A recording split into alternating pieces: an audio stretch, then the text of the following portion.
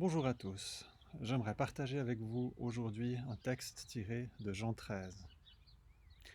Avant la fête de la Pâque, sachant que l'heure était venue pour lui de passer de ce monde au Père, Jésus, qui avait aimé les siens, qui étaient dans le monde, les aima jusqu'au bout.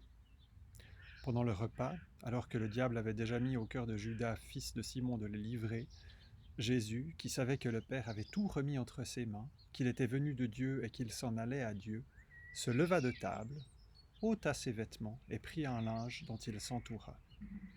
Ensuite, il versa de l'eau dans un bassin et se mit à laver les pieds des disciples et à les essuyer avec le linge qu'il avait à la ceinture. Il vint donc vers Simon-Pierre qui lui dit « Toi, Seigneur, tu me laverais les pieds ?»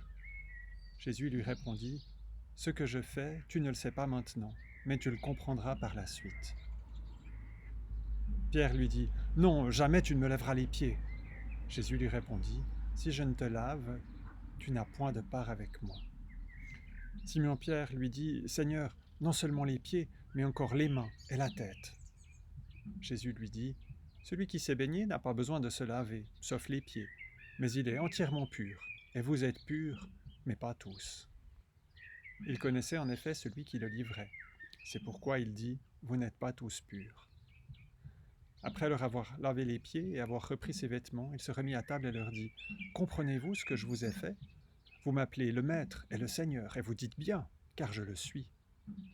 Si donc je vous ai lavé les pieds, moi le Seigneur et le Maître, vous aussi vous devez vous laver les pieds les uns des autres, car je vous ai donné un exemple, afin que vous aussi vous fassiez comme moi je vous ai fait. En vérité, je vous le dis, le serviteur n'est pas plus grand que son Seigneur, ni l'apôtre plus grand que celui qui l'a envoyé.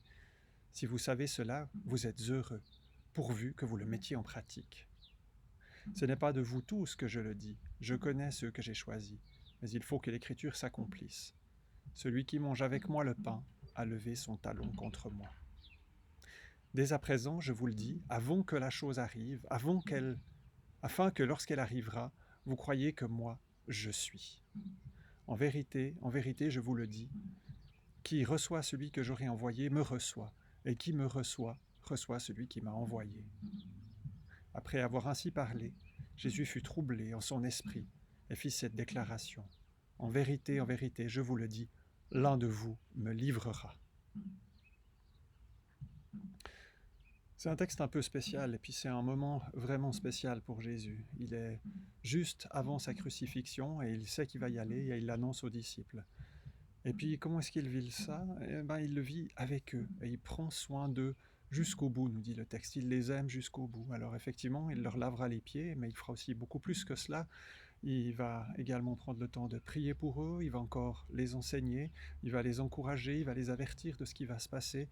Il est auprès d'eux et il prend soin d'eux, parce qu'il sait que des temps difficiles sont devant eux. Et puis finalement, quand j'y repense, j'ai l'impression que voilà, nous autres chrétiens, si on reprend l'histoire du salut depuis le début, c'est presque toujours une période de crise. Il y a eu la période de crise avec le péché qui est arrivé dans le monde, ensuite il y a eu toutes sortes d'histoires avec les patriarches, il y a eu l'esclavage en Égypte, après il y a eu 40 ans dans le désert, ensuite quand on sort du désert, c'est la conquête de Canaan qui se fait pas toute seule, ensuite il y a les problèmes avec les autres peuples autour d'Israël qui leur mènent un peu la vie dure, où il faut résister, etc. Et puis même après, quand on reprend ce qui s'est passé au début de l'Église, elle a commencé dans la persécution, et là, les textes bibliques nous le rappellent encore. Donc finalement, même si parfois on a peut-être l'impression que la vie chrétienne, elle marche bien quand tout va bien, la vie chrétienne, elle a aussi fait ses preuves au cœur même des difficultés. Et ce texte de Jean 13, moi il me parle parce qu'il montre que même dans les difficultés les plus terribles, Jésus prend soin de nous et nous invite aussi à prendre soin les uns des autres. Et il va donner d'autres choses encore pour garder ce lien avec lui et garder le lien les uns avec les autres. On peut penser par exemple à la scène aussi, qui est quelque chose qui nous donne de vivre et de vivre ensemble.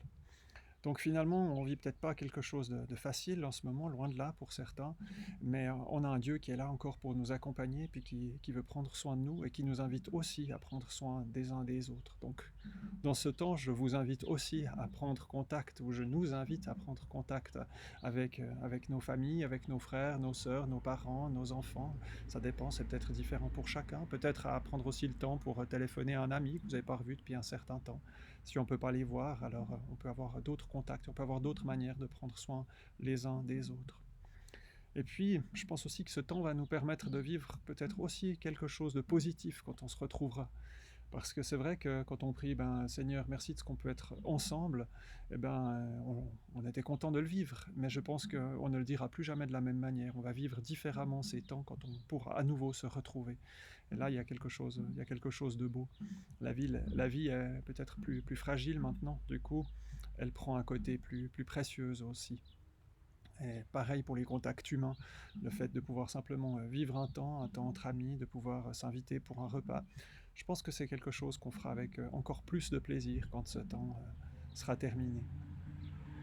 Et puis, dans les temps qui viennent, j'aimerais vous proposer, si vous en avez le souhait, de me rejoindre pour la lecture d'autres chapitres de l'évangile de Jean, peut-être sous une forme un peu différente, pas sous une forme très, on va dire, cérébrale, mais plus pour simplement écouter le texte, et puis écouter comment Jésus prend soin des disciples dans les temps qui précèdent sa crucifixion, comment il va les accompagner, qu'est-ce qu'il va leur dire, comment il va prier pour eux, qu'est-ce qu'il va leur laisser comme instruction.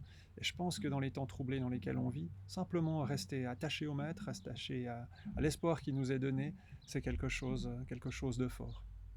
Francesco partageait avec nous dernièrement cette espérance qui est comme une encre pour notre âme, et c'est vraiment une belle image. J'aimerais vous inviter aussi à bien attacher cette espérance, et puis en continuant de lire les textes, en essayant aussi de rester attaché au Seigneur, d'avoir cette espérance qui est vraiment bien ancrée, et puis on s'attache fermement à la chaîne qui est elle-même attachée à cette espérance comme à une encre. Voilà, et puis on va pouvoir découvrir ensemble d'autres textes qui nous parlent de comment Jésus prend soin de nous. Alors en attendant, je vous souhaite le meilleur pour cette journée. Je me réjouis de vous revoir bientôt. Et puis si vous avez le plaisir d'écouter ces textes de Jean avec moi dans les prochains jours, ce serait très chouette. Avec moi, avec nous, et surtout avec notre Seigneur. Bonne fin de journée à tous.